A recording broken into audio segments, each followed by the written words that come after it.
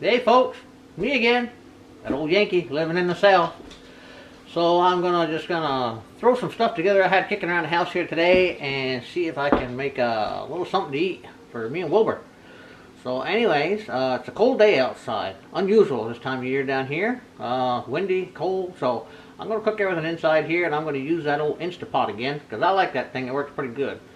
And but anyways, let me show you what I got going on here and what I can try to do with it. Alright, what we got here? We got a pork loin. Smithfield pork loin, says it's been smoked. We're going to give it a whirl. Put that in the crock pot. We're going to chop up some potatoes. Put it in there with that. Well, I say crock pot. It's an Instapot. Pressure cooker. I'm going to put some potatoes in there with that.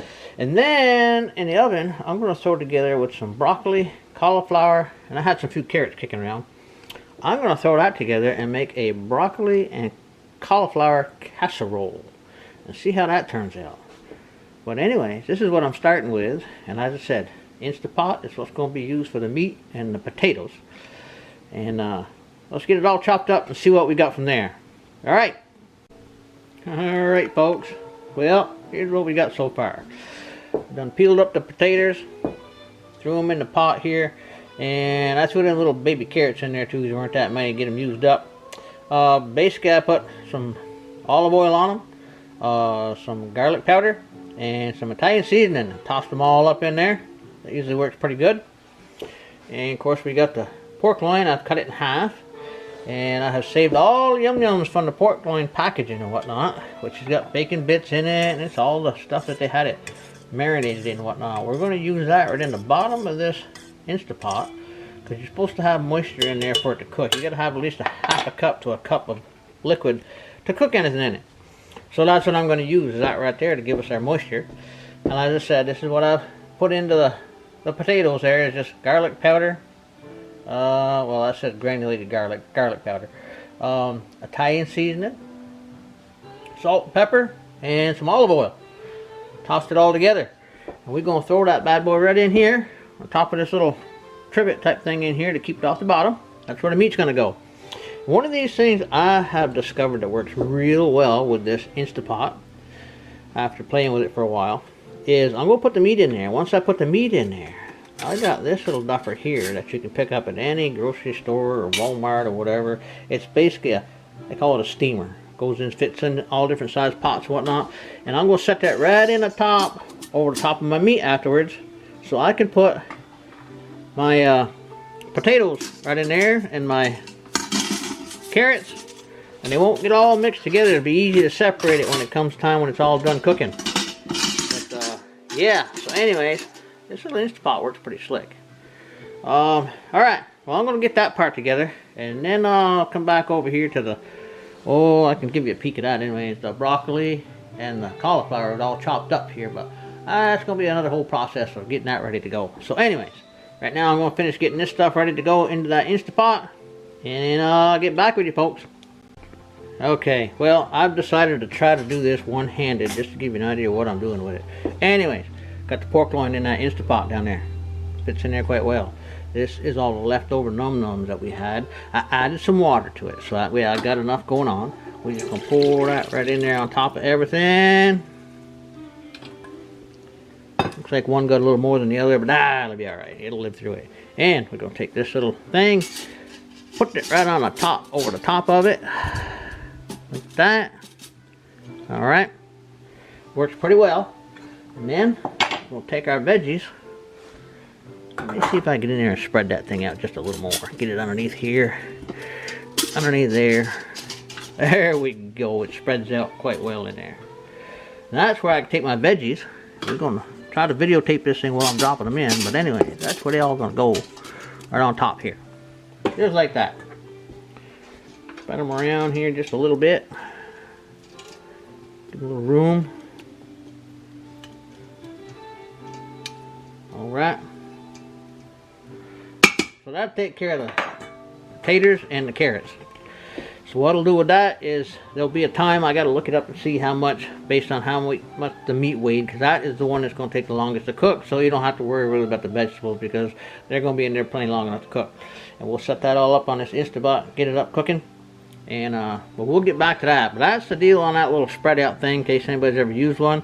It's I think it's called a pot steamer or Insta steamer or something. You can pick them right up at the local grocery store or Walmart, and they fit good. They fit all different pots and pans. They work great. You can steam food quick, and if you've never done it, your food tastes 100% better steamed than it does boiled, because it doesn't boil all the flavor out and all the nutrients. It tastes much better, and it cooks faster, so it seals the flavors in. Anyways, I'm gonna get going here to the next step on the broccoli and cauliflower casserole, and we'll go from there. All right.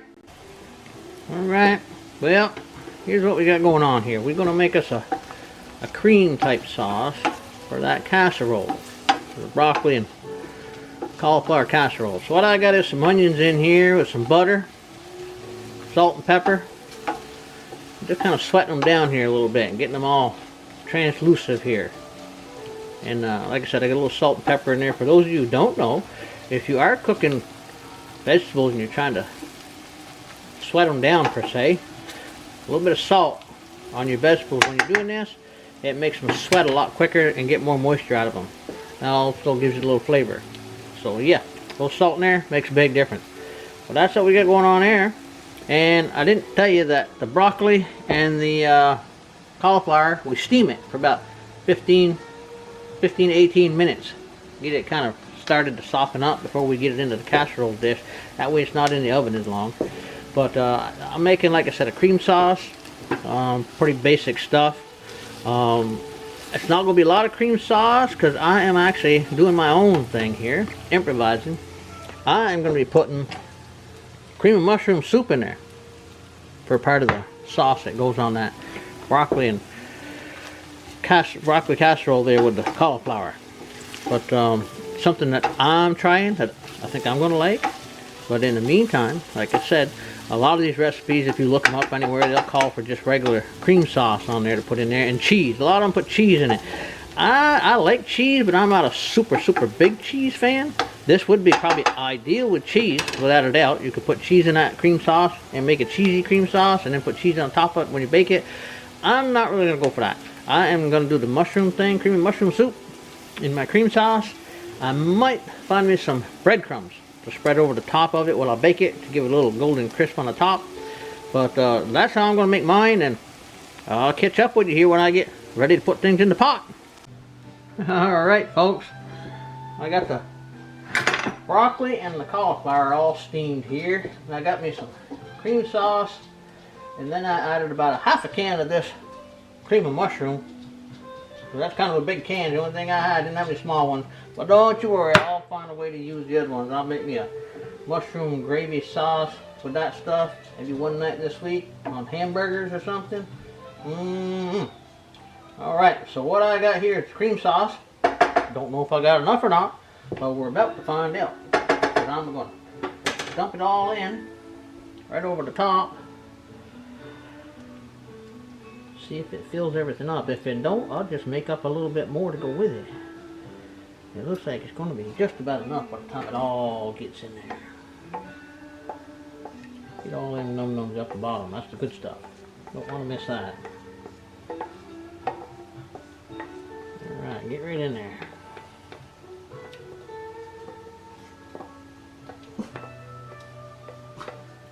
Alright. Oh, Wilbur's woofing over here at something. He must hear something. Probably a bird for all I know. What's the problem, boo?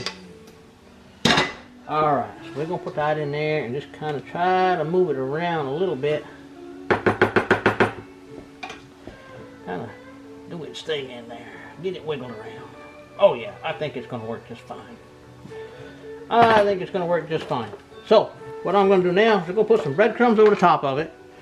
Like I said, this is all my little improvisations here going on, because I ain't never seen a recipe that said what I'm doing here, but first time for everything. Some breadcrumbs over the top.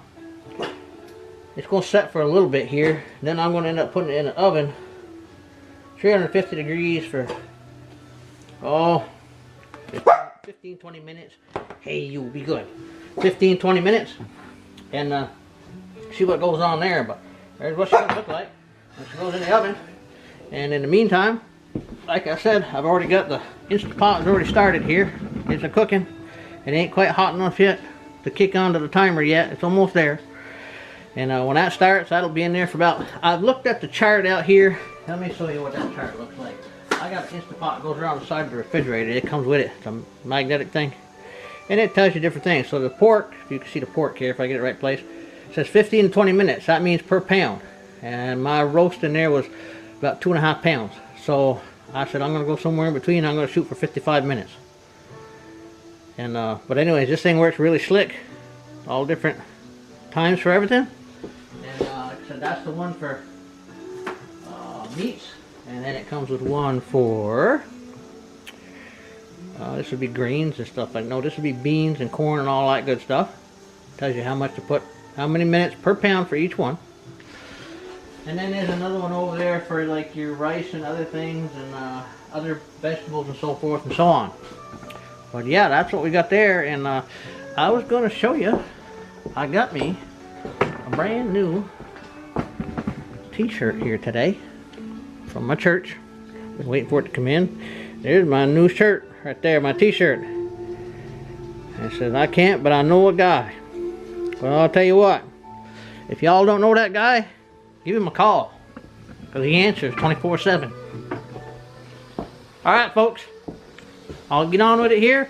And as soon as that thing gets cooking a little bit, then I'll fire up my little oven and put that casserole in. And I'll get back with you. Alright, folks. It is done and cooked. Everything come out pretty good. Let's see if we can get a little bit of this on a plate here. Get some of these potatoes here and a little bit of carrots in there with it. Alright. Some of that on there. There. Get some of this pork plate out here. If there was been enough left over, I should have put a little more water in there. I probably could have made a gravy to go with that. But, so we got us some pork, some potatoes, with a little bit of carrot stuffed in there. Let's see how this casserole turned out here with the cauliflower and the broccoli. Kind of looked pretty good. There it is right there. Put that back over there. There's what we got, folks. I don't know if I can see it there in the picture or not. There we go. Anyways, that's going to be the meal for today. Going to have to get a little plate here set up for Wilbur because he's going to want some of that pork, I'm sure. So, anyways, folks, that's where we're at. Hope you enjoyed it. It was quick and easy for me. And like I said, y'all, Easter coming up. I hope y'all have a good Easter next weekend. And just don't forget to teach all them little ones you're out there spending time with the Easter bunny and all the chocolates and the colored eggs and whatnot. Don't forget to teach them what the season's really about. Teach them that he has risen and he did that for us. Alright, folks. Y'all have a blessed day and be safe.